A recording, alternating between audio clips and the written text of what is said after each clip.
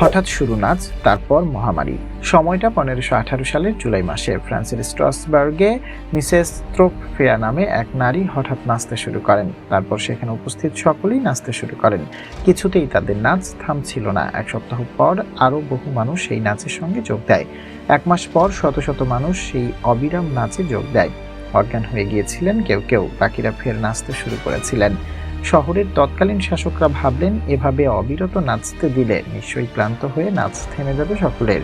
তাই তারা শহরের টাউন হলে সমস্ত মানুষের নাচার ব্যবস্থা করে দিলেন, যাদের মধ্যে ক্লান্তি, হার্ট অ্যাটাক ও উচ্চ রক্তচাপে প্রাণ হারায় প্রায় 400 জন মানুষ। মাসের পর মাস অবিরাম নাচতে থাকা কোনো ব্যক্তির পক্ষে সম্ভব নয়, কিন্তু কেন শুরু হয়েছিল সেই নাচ আজ পর্যন্ত জানা সম্ভব হয়নি। যদিও অনেকে দাবি করেন, বহুদিন ধরে অন্ধকার ও বদ্ধ ঘরে জল আর পাউরুটি খাইয়ে রাখার পর বাইরে ছেড়ে দেওয়া হয়েছিল এই ব্যক্তিদের। তাদের মধ্যেই এই নাচের ঝোঁক দেখা দিয়েছিল।